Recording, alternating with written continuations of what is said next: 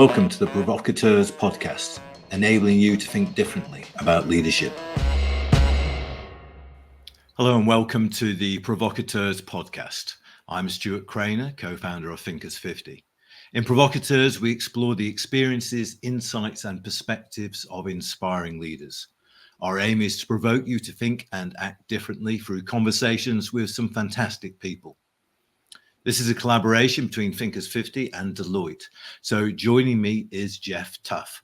Geoff is a principal at Deloitte, and with Steve Goldbach is the author of two best-selling books, Detonate, which came out in 2018, and Provoke, which inspired this series. Geoff, welcome. Please, could you introduce today's brilliant guest? Absolutely. My pleasure, Stuart, and great to be with you here again, as always. So I'm thrilled that we're joined today by Dane Jensen, and I'll talk a little bit about Dane in a moment, but probably most importantly, Dane and I actually have a shared history. I probably shouldn't get too deep into the detail here, and I promised Dane I wouldn't dwell too much on it, but he and I have actually worked together in the past as management consultants, and part of what we'll talk about today is the journey that Dane has taken from that role as management consultant into the much more focused arena that he plays in today. But Dane is currently the CEO of Third Factor, and he'll tell us a lot more about Third Factor and some of the work that his organization does as we get into the conversation.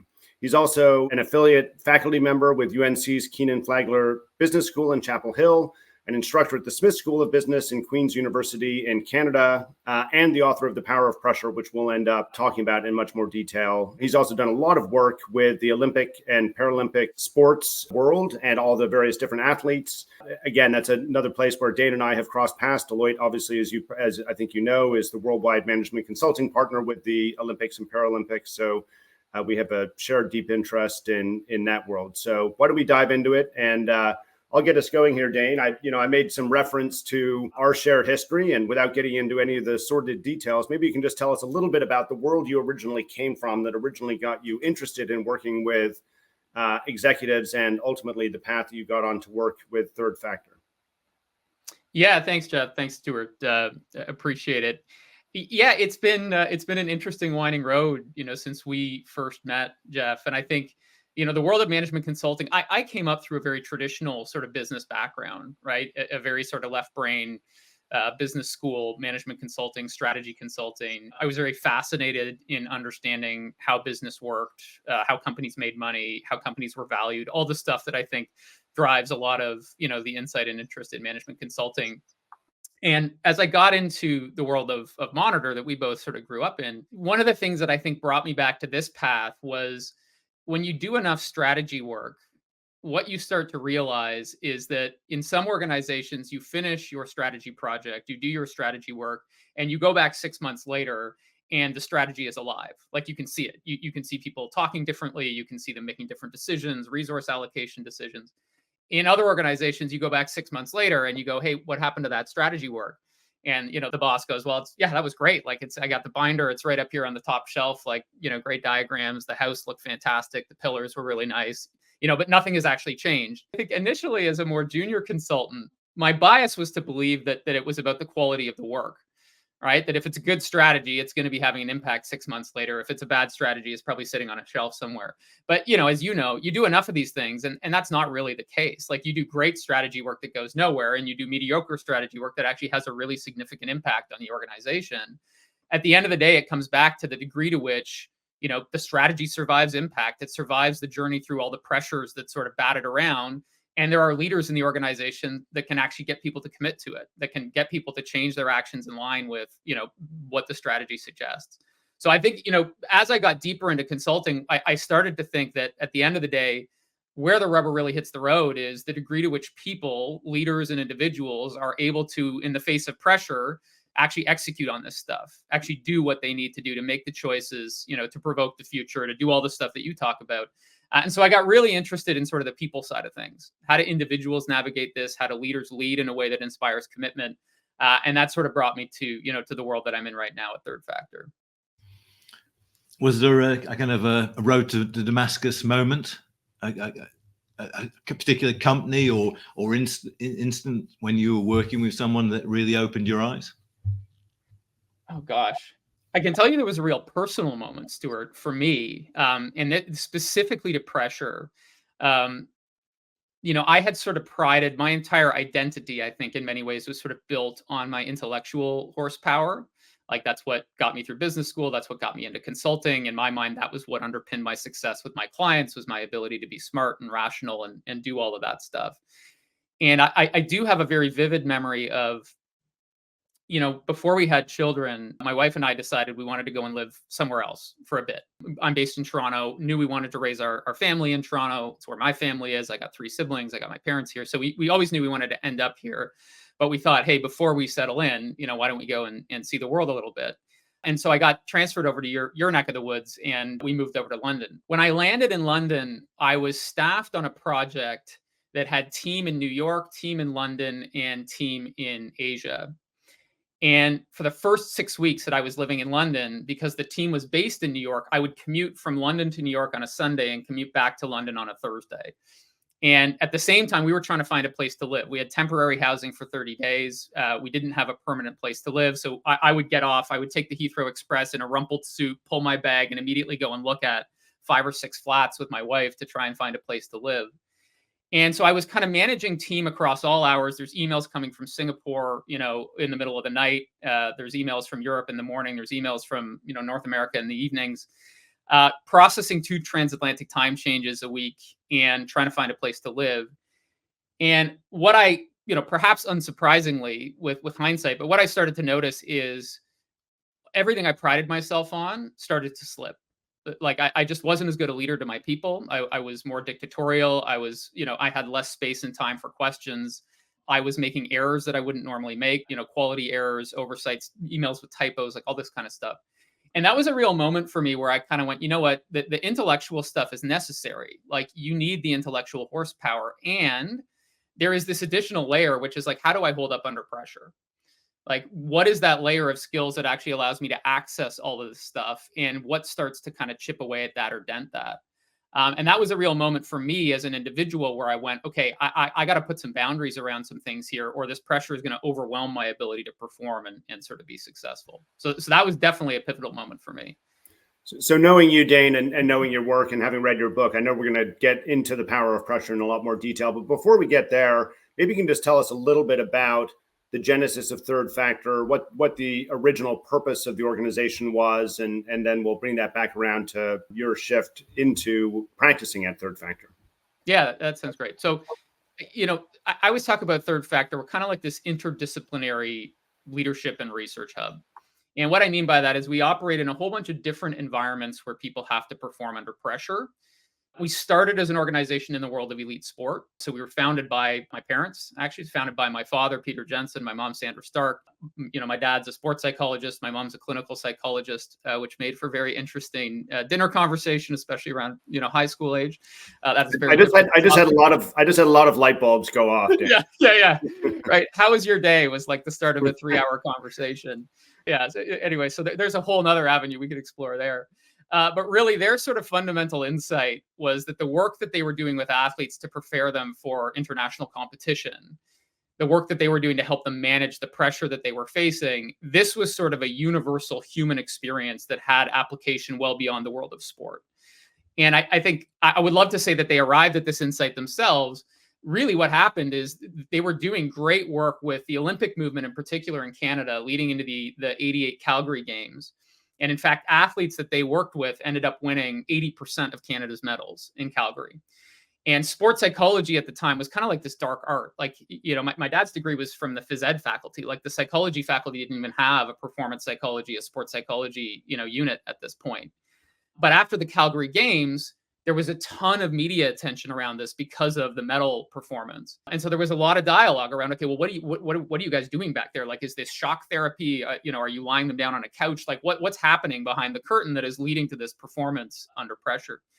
And as part of that dialogue and that media attention, it was actually the Queen's School of Business at the time that picked up the phone and called and said, hey, the stuff that you guys are doing with elite athletes, we think this is really relevant to people in business. We're facing different pressure, but it's, at the end of the day, it impacts people, in a very human way.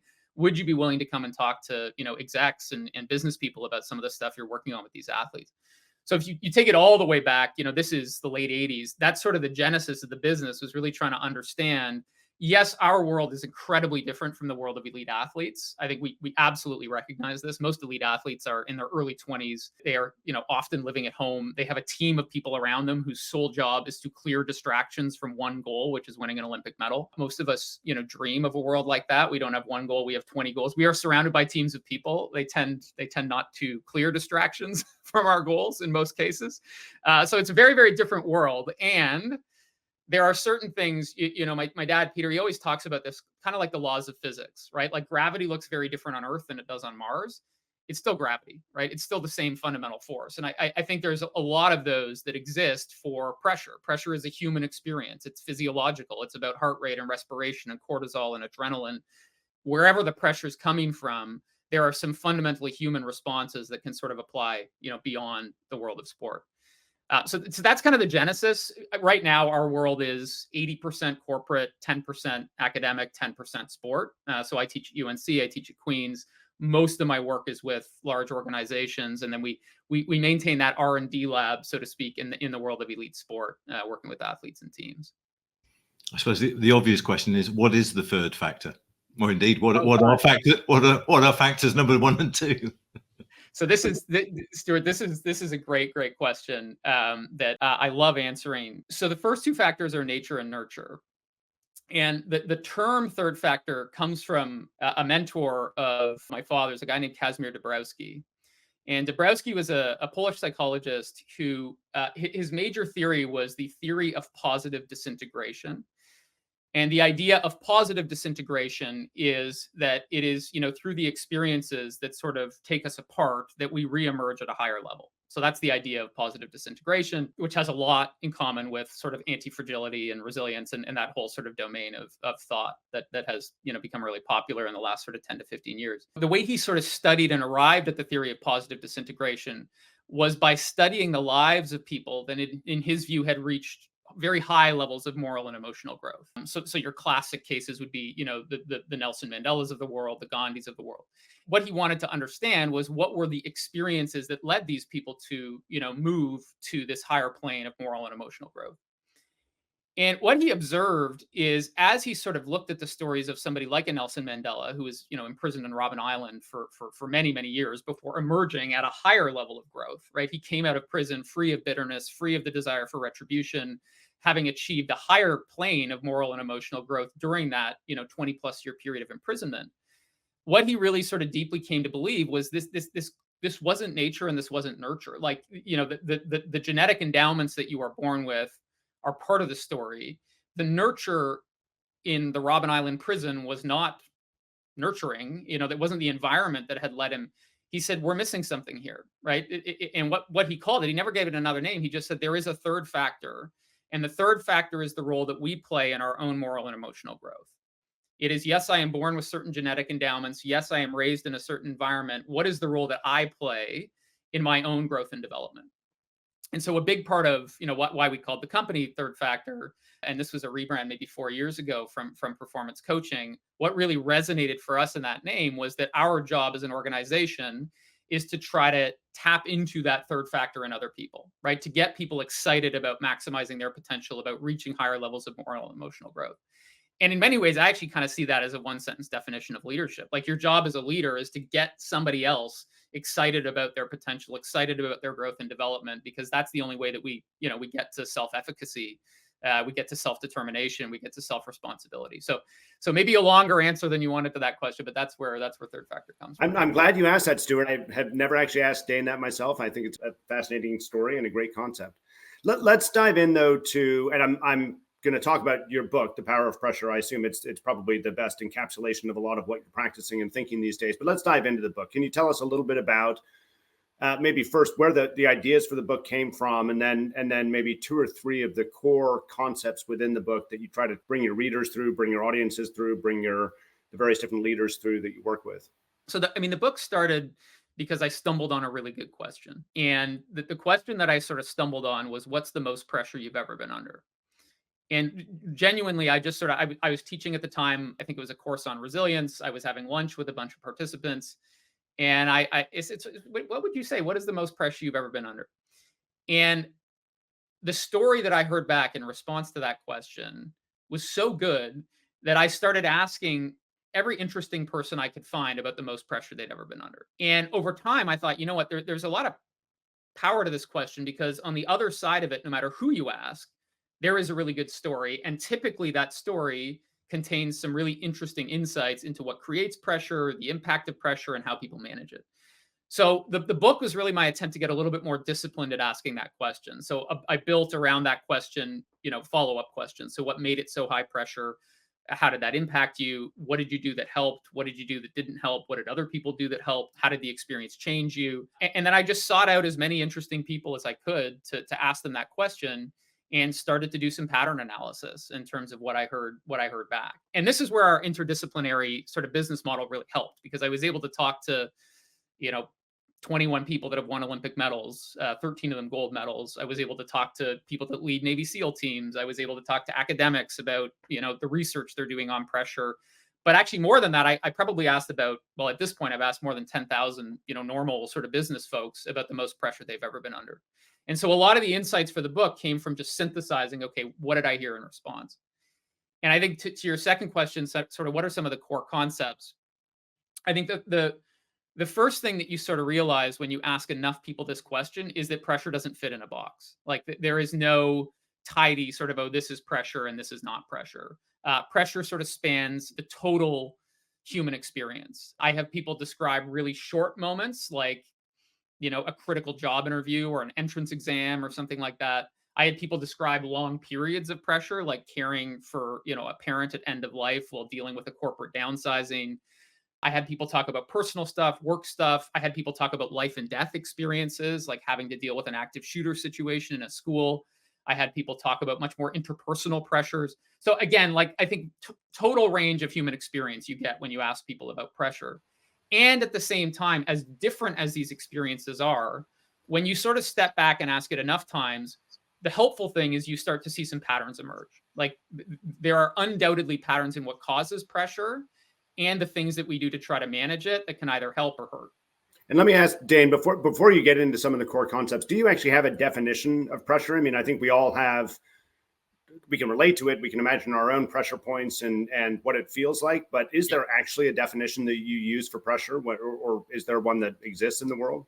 So there's one that I use. I think that it's one of those words that, depending on the research you consult, different people have different definitions for pressure. I can give you mine. And in particular, I like to differentiate between pressure and stress. One of the things that repeatedly came up was, okay, are we talking, is that a pressure situation or is that a fear situation? Is that a pressure situation or is that a stress situation? And I think the way I sort of came to think about the difference between pressure and stress is I use the metaphor of a basketball game. Right. So my wife is a huge Toronto Raptors fan. She is deeply invested in the Toronto Raptors basketball organization, invested to the point where if we're in the playoffs and it's a close game, she has to leave the room for the fourth quarter, right? And get, updates on the game by text message, because it is so stressful for her to watch the game that she has to exit the situation. That to me is stress. Pressure, on the other hand, is reserved for the people playing in the game, right? Pressure is for the athletes that are on the court, that are participating in the game. So in my mind, part of the definition of pressure is that there is something I have to do here. I need to act. And so my sort of one sentence definition for pressure is the need to act in important, uncertain situations. And that gets to sort of the patterns of what creates pressure, because really pressure, what I've come to see is pressure is a function of three things. It's a function of importance, uncertainty, and volume. If you have importance and uncertainty, you have pressure, assuming you need to do something. Right. So I can kind of take those one by one. So importance, I think this is pretty straightforward. The amount of pressure I feel is directly proportional to how important I have coded the outcome of the situation to be. Right. If I don't think this situation matters, I'm not going to feel pressure. And importance alone is not enough. You need uncertainty, because no matter how important a situation is, if the outcome is certain, I'm not going to feel any pressure. Right. So I need this combination of two things. That this matters to me, and I'm not sure how it's going to turn out. There's a certain measure of uncertainty. And pressure for me is really the product of those two things, right? It's because, use a very simple example. If I buy a $5 lottery ticket, there's a huge amount of uncertainty, right? 99.99999%. It's not going to create that much pressure because the importance is relatively low. If, on the other hand, I'm getting wheeled down a hospital corridor to a life-saving surgery with a 90% success rate, the 10% uncertainty there is going to get magnified by that importance to create a fair amount of pressure. right? So it is sort of that interplay of importance and uncertainty. And if I have to act in that situation, that's where pressure comes from. And then the final piece is volume, right? And this is sort of the force multiplier for pressure. So you have importance times uncertainty, that creates pressure. Volume is just how much of it am I dealing with at once, right? How many priorities, how many important uncertain situations. And I suppose the kind of stereotype is that the great champions in sport at least thrive on pressure. And that's why the Olympic Games, World Championships, records are often broken because the great performers turn up. So this is the paradox of pressure, Stuart. The subtitle of the book is Why Pressure Isn't the Problem, It's the Solution. And that is a bit deliberately provocative, especially because it came out during the pandemic. And I think a lot of people looked at it and were like, okay, has this guy been in a coma for 3 years? Because, pressure seems to be pretty bad. So it's a little deliberately provocative. And I think you're right. Like, one of the things that's fascinating about pressure is really energy, right? If you think about the experience of pressure is emotional energy, it's physical energy, it's cognitive energy. And that energy can be hugely helpful. Right? You think about where do more world records get set than anywhere else in the world of sport? At the Olympic Games. Why? Because there's pressure, right? Pressure can be hugely elevating. And at the same time, that energy can be hugely destructive. It can lead to anxiety. It can lead to overwhelm. It can lead down the garden path to burnout, mental health injury. So I think that the whole pressure dialogue is how do we get at the good growth producing stuff in that energy under pressure and mitigate our exposure to the dark side of pressure that can lead to anxiety and overwhelm. And I think one of the biggest surprises in writing the book that I did not, this is not one of my hypotheses going in, is that I think being sort of quote unquote good at pressure is not one thing, it's two things, because the responses that are required to excel in peak pressure moments, like a job interview or a test or an Olympic final, are almost opposite to the skills required to thrive through the long haul of pressure, the grind of the days, the weeks, and the months. It's two totally different skill sets. And I think there are few people that are sort of pressure ambidextrous. I talked to people that were really good at the peak pressure moments and their lives were in complete disorder over the long haul, right? Tiger Woods is a famous example of this, right? Amazing at peak pressure, the long haul, a little rough, right? And we see the vice versa, right? We see people that are just rocks over the long haul. They don't want to give a presentation in front of 2,000 people. They don't want to be, sitting down for a panel interview, right? So there are just different skill sets for the long haul than there are in peak pressure, which was a little fascinating to me. That is very interesting. And I wonder then, are there different archetypes of people who deal with pressure in different ways? And can we actually typify ourselves as we think about what we do well with and what we don't do well with? I think there are, and I think people can get better at this stuff. So for sure, there are people that just naturally have ice in their veins, right? You look at like the Mikhail Kingsburys, the Serena Williams of the world. Like there are people that are just born with a certain aptitude for handling sort of peak pressure moments. In the same way that I'm sure there are much less celebrated people that are carrying, single moms carrying 4 kids for 18 years that are doing an incredible job of the long haul of pressure. Yes, so absolutely, I think there are archetypes in both. And one of the things that in my mind is cause for great optimism is we know that you can get better at both of these, right? These are trainable skills. Most of us are not going to be Serena Williams or Michael Phelps, and we can improve upon our baseline, right? We can get better at this stuff. Is there much work been done on pressure? Because it's one of those things we all know what you're talking about. But I can't think of much research in that area really. So I think Stuart, a lot of it does come out of the realm of sort of performance psychology and sports. So, Martin Seligman out of Pennsylvania has done a fair amount of work on pressure and performance under pressure, under the domain of resilience. Sort of a subset of EQ. There's a little bit of research that's been done there. I don't, to my knowledge, anyways, I don't think this is part of the reason why I wrote the book. I don't think there was sort of a model of like, okay, these 3 variables are what come together to create pressure. And if we can manage these in a certain way, we can kind of toggle back and forth. And what I think is fascinating about this is like, just like pressure is a double agent, right? It can be great and it can create anxiety. Every one of importance, uncertainty, and volume is also a double agent. And this is where the peak pressure versus the long haul comes. So importance is a great example, right? There is lots of research on the importance of importance, on why we need purpose, and obviously Simon Sinek and all of the great stuff that he's done around Start With Why. And in peak pressure moments, importance is the enemy, Because in your peak pressure moments, most of us fixate entirely on how important this is and why this matters to me and how deeply connected to my purpose this is. And that's actually what leads to choking and overwhelm. And so in our peak pressure moments, one of the things that we're really working on is, can I get some perspective on importance? Like, can I step back and go, you know what? Yes, this is a critical moment for me. And I still have my health, my family, like that ability to, in the moment, distance from importance and purpose. The long haul is the exact opposite, right? The long haul is when you've got to search for it because life feels relentless. So every single part of the equation, it's kind of funny. They're all double agents, and how you relate to them really changes on what you're trying to optimize for. So Dane, I know you've covered some of the concepts in the book, but tell us, and maybe the best way to answer this question is the top things that you hope your readers take away from the book, either in terms of frameworks or sort of mental notes or things that they can do in their daily lives or over the long haul that will help them thrive under pressure. Yeah. So I think there's sort of three. This actually isn't even in the book. I only came to this after. It's funny. The woman who helped me write and market the book, Carolyn Monaco, she told me right from the start of the project, there's the book you intend to write, there's the book you write, and then there's the book you wish you wrote. Every book is 3 books. And I have found that to be quite true as you start talking about the book and doing interviews like this. So these 3 things actually aren't in the book, but as I give speeches on the book, this tends to be what I anchor on, is that this ability to sort of get at the good stuff from pressure while avoiding the anxiety and overwhelm. It ends up coming down to basically 3 things. There are sort of 3 things that you have to hold in tension. So the importance tension is I have to be able to see what I'm doing as important while at the same time seeing what's not at stake. And I think there are 2 disciplines embedded in there. There is the discipline of being really good at looking for growth, contribution, and connection.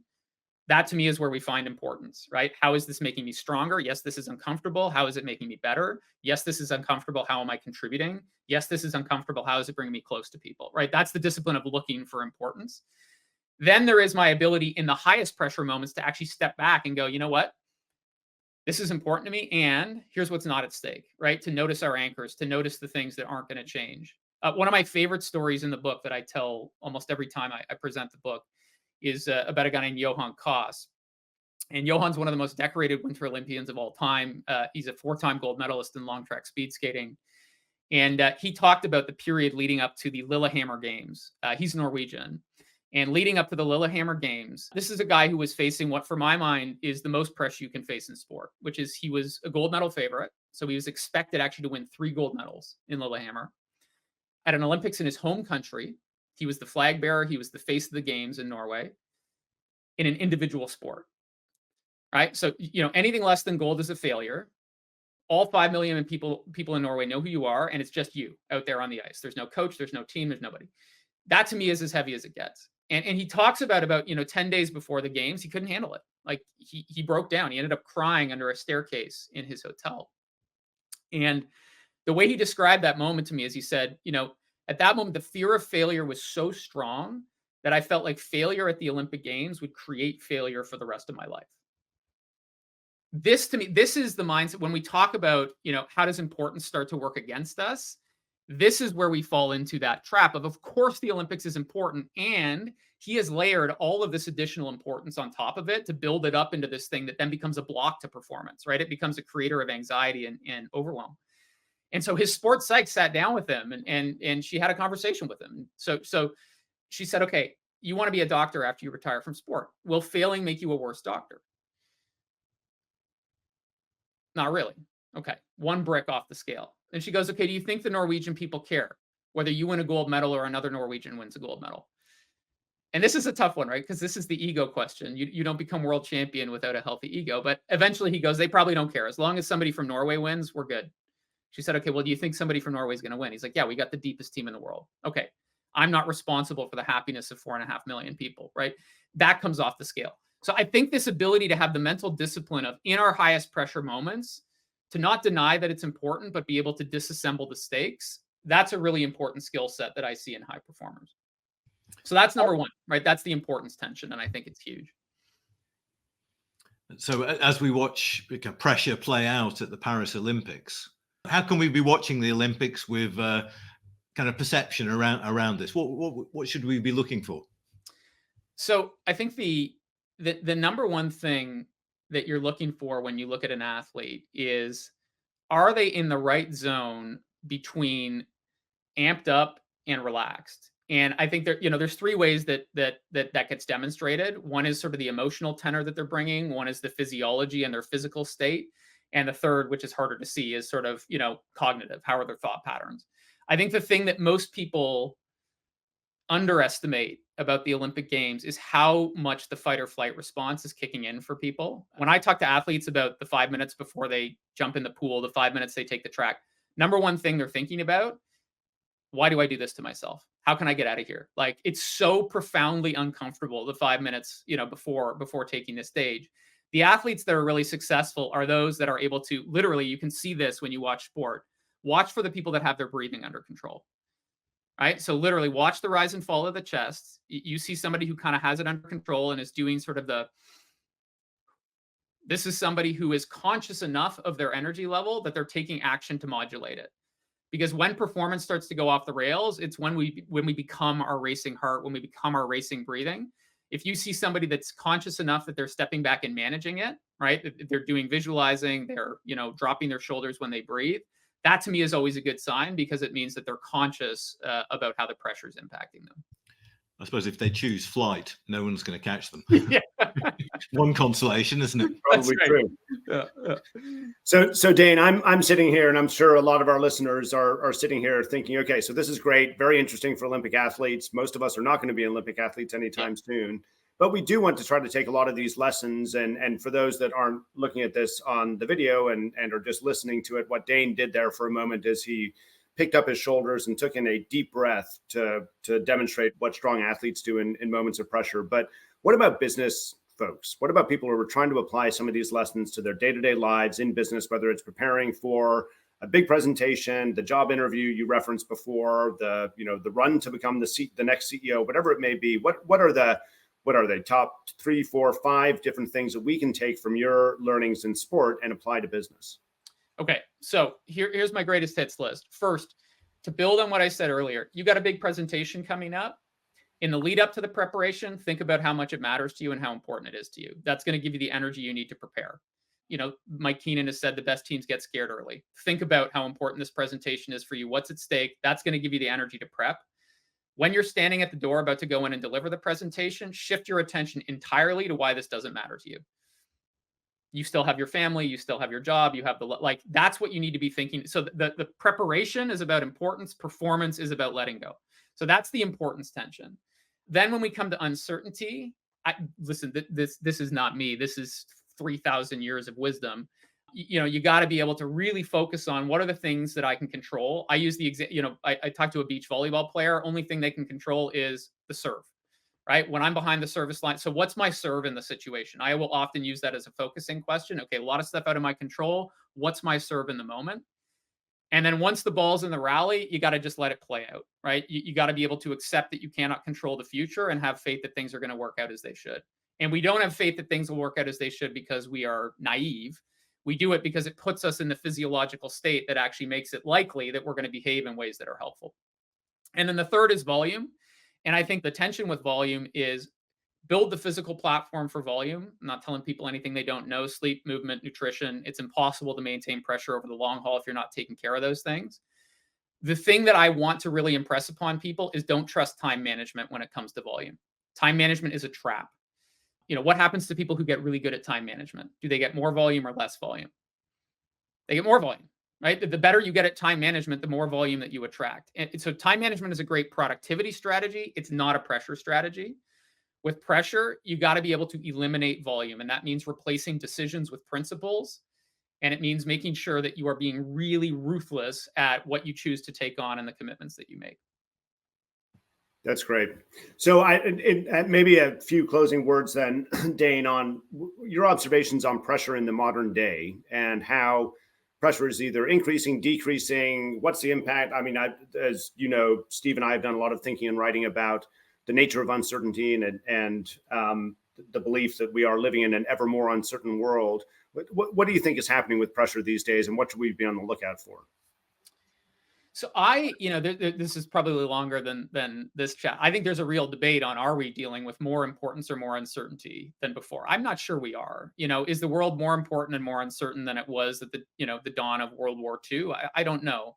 I think there are debates to be had around, are there more important, more uncertain events happening now than there were 100 years ago?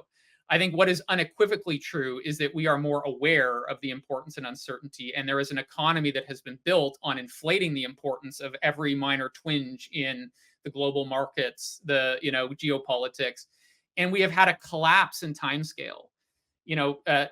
Nassim Taleb talks about this in The Black Swan, where it's like, if you check your stocks once a year, 19 out of 20 years, you're going to have a great year. You're going to feel good about it. If you check your stocks every 5 minutes, 49.96% of the time, you're going to feel bad. So we've had just timescales collapse in terms of uncertainty. So I think even a similar level of uncertainty, but doled out minute by minute, has a completely different impact on our physiology. So I do think that has changed fundamentally, along with the volume of information. To prepare for this podcast, I had to close 6 different ways that people can hail and communicate with me at any given moment so I could focus on this conversation. I think that is a fundamentally different reality than 10 years ago, 15 years ago. So volume has gone through the roof in my mind. So Dane, a final question. What's the most pressure you've ever been under? The most pressure I've ever been under is when I lost my 1-year-old son at the shore of the lake by our cottage for 9 minutes when he was not old enough to walk. And I had, my wife had gone out for a run. I was down by the lakeside with our 3 kids. 2 of them got in a big fight, and I was trying to separate them. And the youngest, in the meantime, crawled off. And by the time I separated the oldest 2, couldn't find him. He wasn't wearing a life vest, which was obviously our mistake, because he'd been playing pretty far back from the water when I had last seen him. But that 9 minutes, again, you talk about importance. In my mind, this had the potential to be the dividing line in my life, right? There was like before this moment and after this. So importance, 100%. I had to act. I had to immediately go into, okay, what's the worst thing that could have happened here? It could be in the water. And I got in and started searching the shoreline. There's 3 docks on the shoreline. Every time I went to look under a dock, I had to do the full, okay, I would get the image spontaneously of him floating in the water under the dock, and I would have to get over that and get my head under the water and look for it. It went long enough that people from across the lake came over because they could hear us shouting and came over to help. So that was the most pressure I've ever been under. Luckily, he's fine. It resolved itself. We found him. He had managed to crawl 400 yards up a steep wooded hill into a clearing in the woods and stay perfectly silent for 9 minutes. But that was absolutely the most pressure I've ever been under, and a very real reminder of the physiological impacts that intense pressure can have on you. And he's now an Olympic athlete. If he can crawl that far that quickly, I would imagine. Yeah. That's exactly right. Yeah. They should introduce it in the Olympics. Yeah. I mean, it is a fantastic question, and I hope everyone listening will contemplate moments in their own life where they were under the most pressure. Dane, thanks very much for joining us. Dane's book is The Power of Pressure, and it's one of those irresistible topics that is universal. We've all had experiences of it, and we can all learn a great deal, I think, from Dane's insights on it. Dane, thank you very much. Thanks so much. This podcast is part of an ongoing series of interviews with executives. The executives' participation in this podcast are solely for educational purposes based on their knowledge of the subject, and the views expressed by them are solely their own. Podcasts should not be deemed or construed to be for the purpose of soliciting business for any of the companies mentioned, nor does Deloitte advocate or endorse the services or products provided by these companies.